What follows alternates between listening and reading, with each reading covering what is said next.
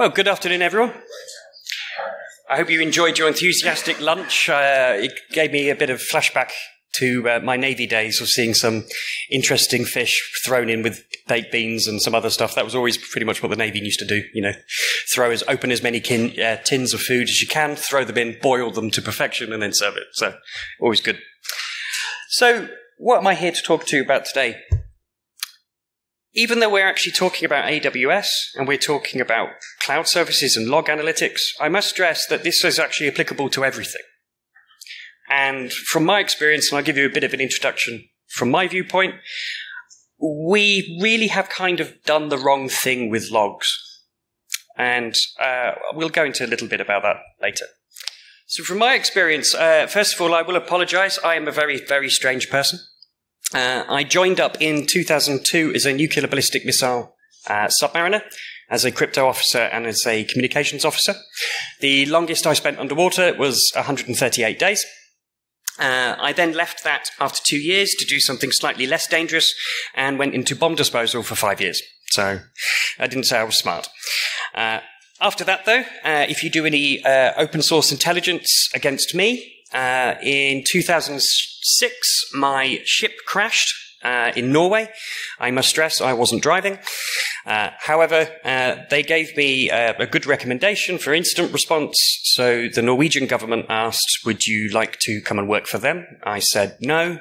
They said, we'll pay you 3 times as much. I went, okay, let's go. And I set up one of the co-sponsors to set up the cyber warfare division for the Royal Norwegian Navy. And as a civilian at the start, and then I got a commission from the King of Norway to lead 9 warships to hunt pirates in Somalia for 9 months. So during the day as an intelligence officer and chief information security officer, and then in the evening as a battle watch commander. After that, my next promotion was going to be a desk, so I decided to do something else. So I wanted to see what real psychological warfare is like. So I went to the University of Cambridge as their head of cybersecurity to see how academics do warfare. And I have to admit that's more cutthroat than any military I've ever seen. After doing that for 3 years, I then moved to Estonia to do more exciting, more pragmatic things, and also trying to not repeat the same mistakes and the same kind of ethos we were doing, the tick box to security routine, which became pretty much my routine part of job, and to actually look at the issues in hand. But one of the key parts I learned from my very start of my naval days was actually about fires. If the ship identified when a fire was going off less than 30 seconds, and we knew it was going to happen, and we responded correctly, we knew the ship would be saved. We had to know all of the stuff that was happening before it, in little indicating factors, but within 30 seconds, it's saved. Over 30 seconds, we've lost the ship, even if it is just a waste bin fire. The same applies to any incident. You need to know very early on, when you have a cyber attack, what are you looking at? Can you actually get the information you need? And can you act quickly? Do you know the information? Do you get it in time? They're the only key things you really need. The rest of it will come naturally. And this brings us to logs. First of all, while we may have moved to this lovely cloud infrastructure, let's be honest, it is exactly the same as before, it's just the cable is longer. Did people check logs in the first place? No. People check logs when there's an incident. People check logs after the event, after the indicator. And what we've now got with this new cloud structure, and for the one we're picking here is AWS, with S3, you've got no problem with storage in terms of storing these logs. This is great. You can whack in as much as you want.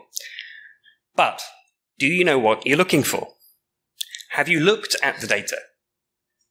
Do you actually know what's irregular? And I used this example earlier because we laugh at them for doing these. You've heard this, the British Telecom the phishing campaign. They phone up old people and say, your Windows machine has been compromised. if you open the event viewer log on your Windows machine and they walk them through it, and then it opens up the event log and it's got thousands of critical errors, and it gives them confirmation. So the person that you're doing the spear phishing campaign for, the victim says, I'm looking at this, you told me there are errors, there are critical errors. Yes, I now need your help to sort this out. We do this in incident response, because when we're looking at the logs and we've got incidents and it's all going wrong, have we actually ever looked at that log before? Are they just SQL calls that failed? Are they just error messages that were always there? And now, all of a sudden, rather than focusing our attention on really what's happening, are we just fixing things that were never broken in the first place? So this is the kind of mindset of how to change this works. But what's quite interesting with the way the structure is changed by going into the cloud is a lot of people actually know how AWS logging works. There is a real kind of in-depth skill change you need to learn. It's very easy to use. It's hard to set up correctly. And setting up that correctly aspect is so important. And at SpecTex, we have found that there are a number of logs that have been dumped publicly that should definitely have not been dumped publicly. We're talking emails, voicemails, things that could be easily extracted from a public viewpoint. And these are not just from 2-bit small companies, these are tier 1 companies. Mission critical stuff, but they're not understanding how it works. So we're going to use, as our example today, our own public bucket with 20 million blobs. It's from 2017 to 2019, but it's not too big. But it's an all right sample size just to show how we can work this out. So for those that always love reading an indicator of a log, this is the structure of that particular, the log format. Quite standard, normal, but again, an awful lot of them. And they are well documented. And by well documented, I mean quite documented. And by quite documented, we mean it might not be as good as you think. But if we have a look at it as it's much easier, obviously now we all understand it, don't we? It's all good. When we look at the regex, this is how we have to pass it. So if you're using Athena, or if you're trying to put it in a human-readable format, this is the unique expression that we need. Obviously, you would never notice if you would all spot that there's a wrong comma in there or wrong speech mark. We're all very, very clear with this. The problem starts to occur, however, when the well-documented format, where they definitely said in March 2019 that it would not change, changed. We know this because using Wayback Machine, we can look back at the manual and the core format of what they were storing their logs was altered. They did state that they would only just add extra fields. But now we know it's altered. If you're trying to pass this data that's historic with the new rule set, you're going to get invalid results. It's not an accurate way to recall what happened previously. This generally does happen in organizations like Google or anything because it is a very agile workplace. I've never seen Gmail ever be anything other than beta. But, because of that structure change, when you look back, you have to take these things into consideration. And your past scripts won't work. They'll start balking out or other particular tools that you can use. On SpecTex, for our side, when we've chuck this data in, it becomes more nice, more fluffy and human readable, so we can actually understand what's going on. But of course, we want to develop this further and make it in a more structured mindset so we can actually then flow it in and we can do proper analytics out of this. So, as you can see on here, we're starting to get all of the buckets whacked in, and we're now filtering for the important files that we want to look for. Once we start to collect all this data, we can then start playing around with it. Which then gets me to a point of, before we start looking at files, something you really need to get your security teams to do. One of the first bits I mentioned at the start is you need to know what normal is. Don't just get people looking at your logs after an incident. Get them looking at the logs for fun. Play around with it. See actually what your systems do. I found looking at the university that I also work for, our single sign-on system has always worked. So we never looked at it. It just worked. Magic. Single sign-on. It's all good. But then actually doing analytics of how it worked, if we did have an incident on that particular system, all of the Estonians were being saved into the English database, and all of the English people were being saved into the Estonian database due to a typo. None of us would have known this. None of us would have even looked at that. But we had a play. And the more you get to know and experience your system, the more you actually really understand what's underlying in it.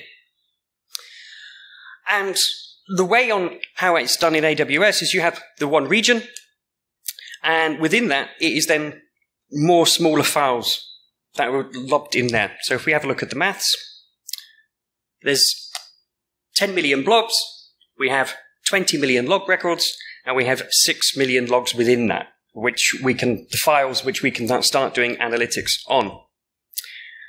So where do the problems start to come?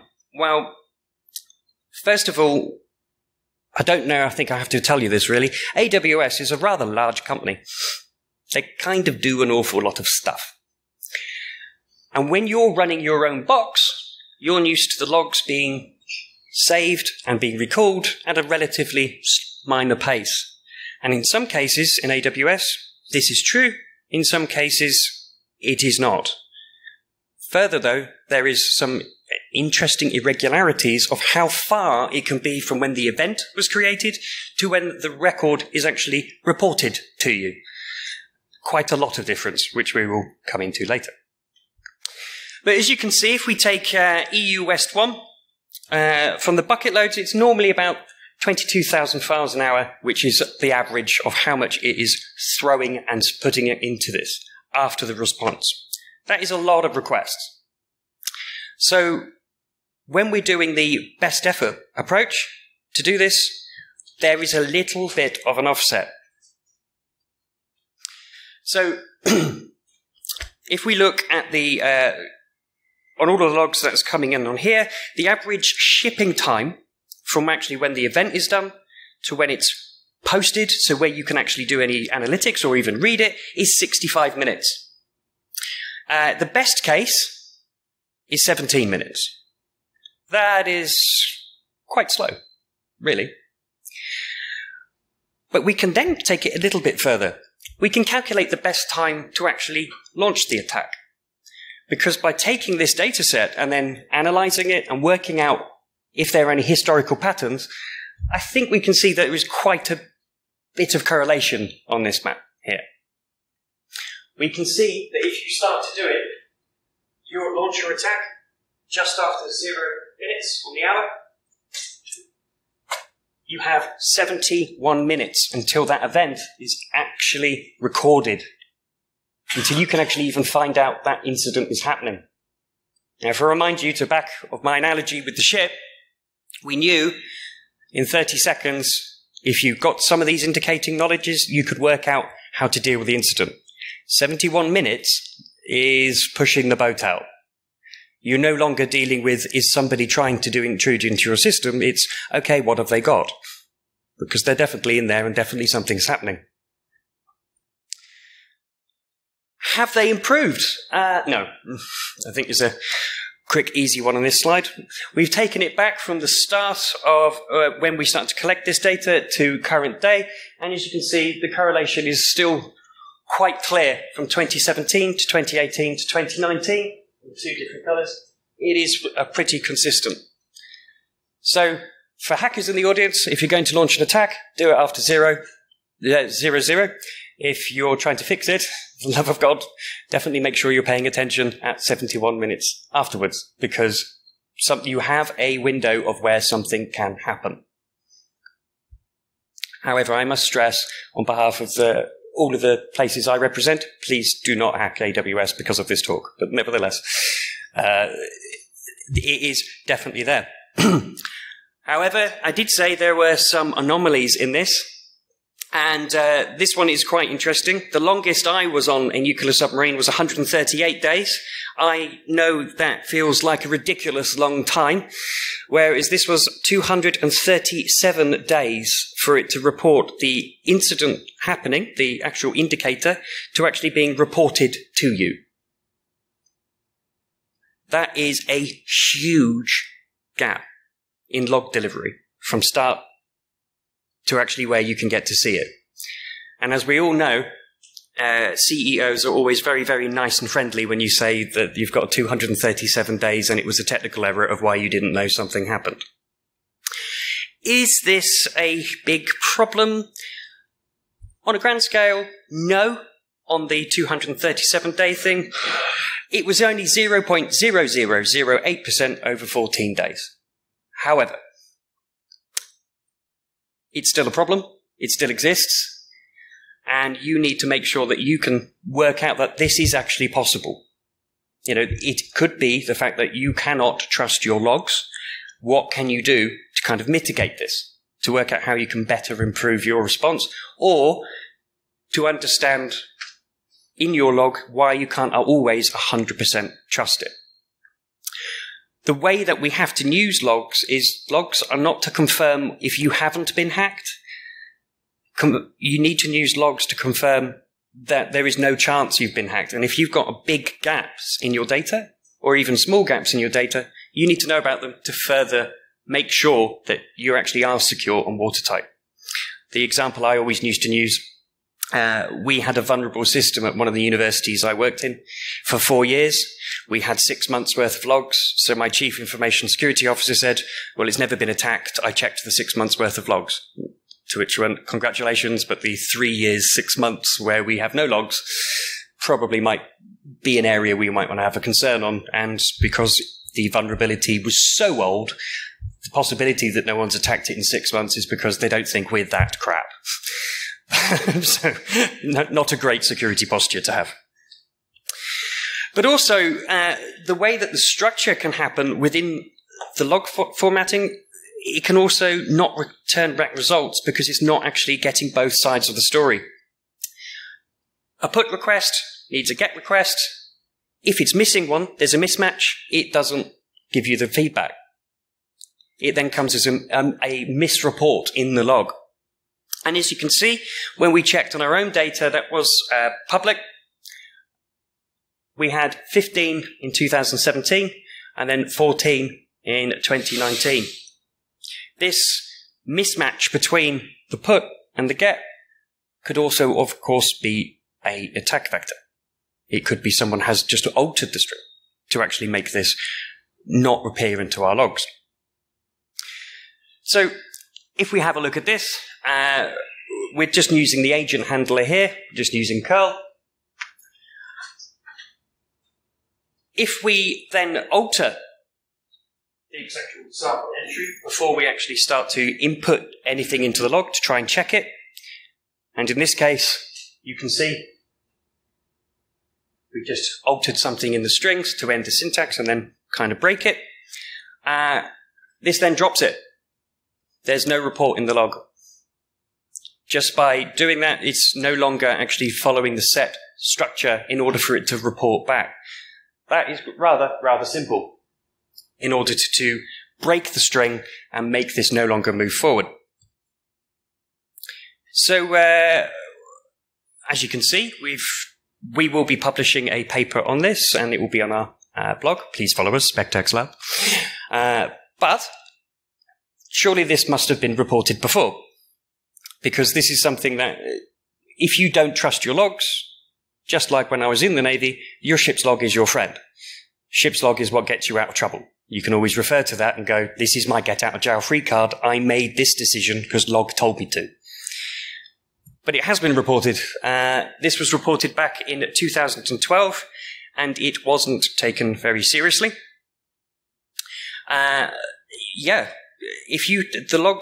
You can only do an act in accordance with how your logs tell you what happened. We don't have mystery magic technology yet, no matter what a number of these firewall companies tell me. The magic box technology is yet to be invented. But how can we then make this work? Well, let's just do a simple question which may arrive anywhere. The question is, has anyone downloaded our database.backup.sql during the last 2 years when it was public? It's a very, very simple question, and one that could be very much asked by any security person to ask me, can you prove if anyone's actually downloaded this breach database? So in this environment, this is a PID database that we have. So, as my budding SOC specialist would do, they would Google analyze S3 access logs, and they would come up to this lovely, shiny page of how do I analyze Amazon S3 server access logs using Athena, to which they would go to their help page and tell them how to do it. So, we then, using SpecTex here, we're running the query. Sorry? Oh, I think yes. Sorry, yeah, mixed the two up. Seeing for the results, and we get 0 records returned. So there's no indication of compromise. Everything's A-OK. I do know a few security professionals that would that do like to use this approach of it told me everything is fine, so everything's A-OK. Let's move on. But I do like to prefer to use tools and ways to actually work out if we really are in the clear. And as you can see, going back to this slide again, it is a beautiful structure, very, very easy for us to understand. But once we start then using that data and parse it in other ways to check to see if it's been broken, we can then identify that there may be a mismatch. Oh, it's gone on. Oh, yes, there we go. So, as you can see now, we've run the same query. It has come back with 0 results, but there is a slight mismatch there. It's definitely saying that something hasn't gone right with this. Half of the packets have been dropped and is no longer producing this within the log. But we can then start to see how far it did get until it was balked out.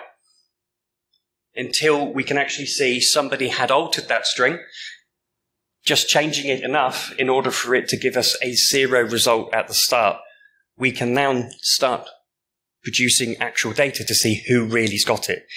Now, we are losing data still, because it's not in a correct format, apart from we do have the things that you'd probably want to answer on that question. Who actually downloaded it? What timestamp? When? Where? Which then starts to help. It gives you a small string to follow in terms of to investigate how we can go further on this. The big problem we do have is we don't like to look at our logs. We don't actually like to look at the small bits of information that tell us what's going on. We like to look at loud and proud. The thing that gives you all of the critical analytics and everything that's going wrong and everything there. But as you can see, just using this structure, we can start to get an indication of where this data was downloaded. And then to actually do the real investigation rather than either doing the other two, which is everything's A-OK, I can't see anything, or everything is chaos, everything is panicking.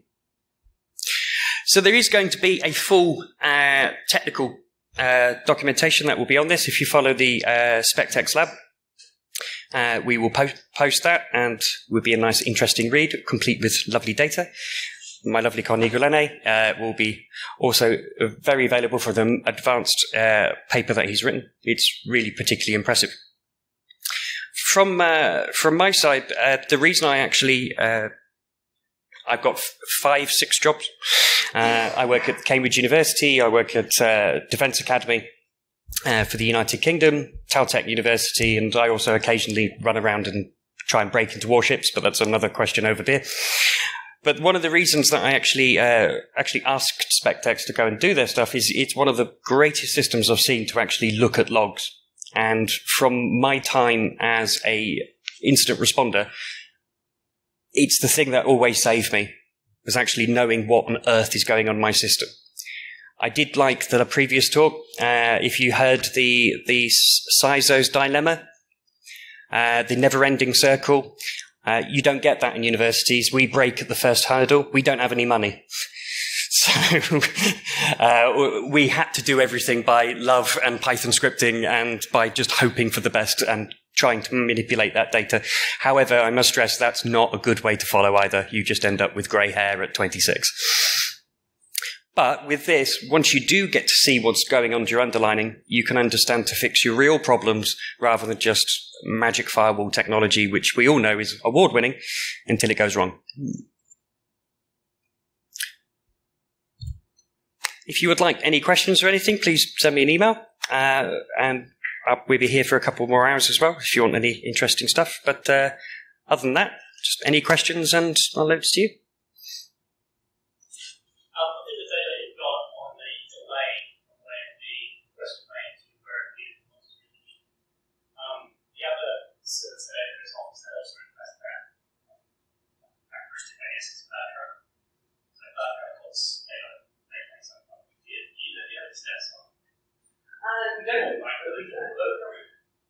On other services, so like that travel. Yeah.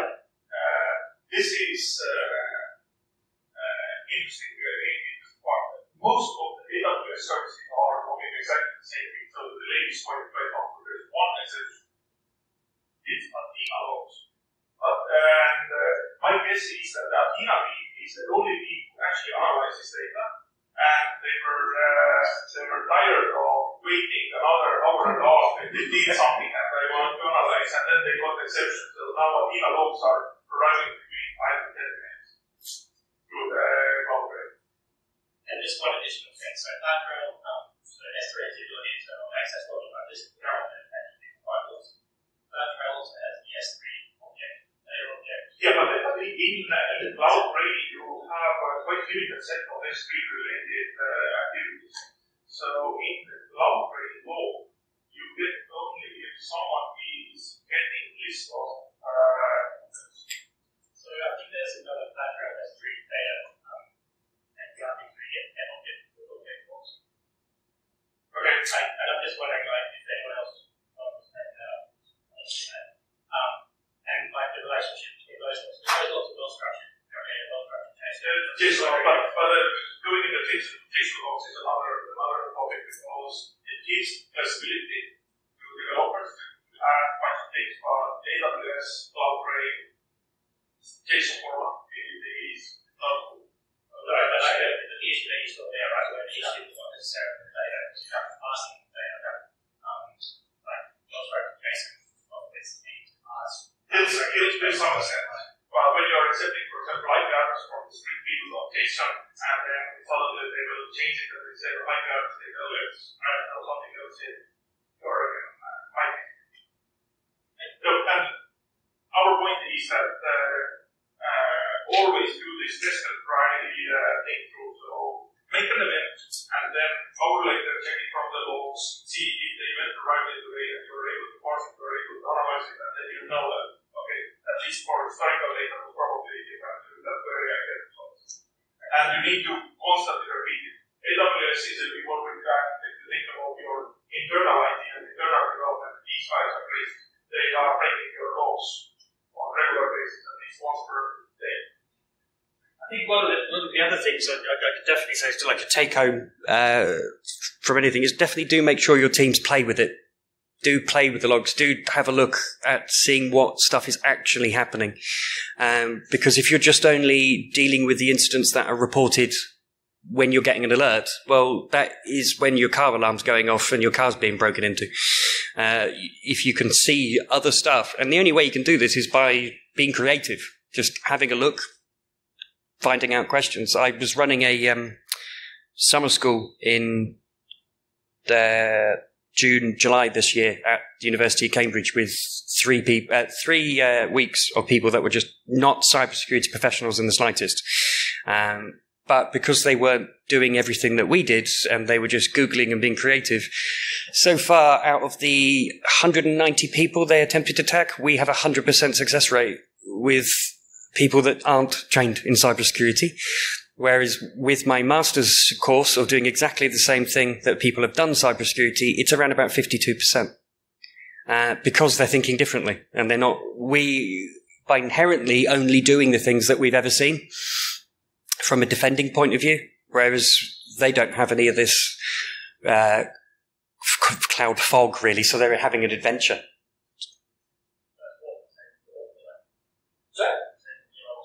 Oh, right. Great question. Go on. Do you see any relationship between content and AWS today?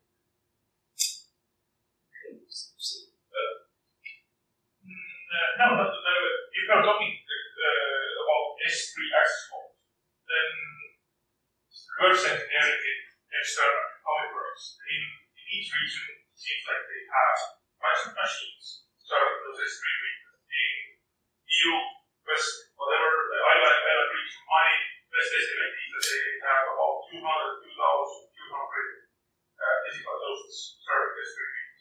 And then each hour they start collecting goals in each and every host. And that's why it happens. Your first request gets cached, and when the hour is over, they close the file and then start shipping the file to S3, and that takes another 5 to some amount of time. And they should, and I don't, actually for them, it's still they should, as they are caching the data anyways, they should help us, the users, and reduce the number of physical files in the S3 buckets. Having just a couple of events in one file is based on resources, but remember, when we need to access data, the request equals money or AWS. And that's why it's in their interest to give or to produce much more files instead of 5 bytes per hour. You're saying that they do it for money? Yeah. I'm not saying that. But I see business value behind this too, and a lot of it. Okay, thanks.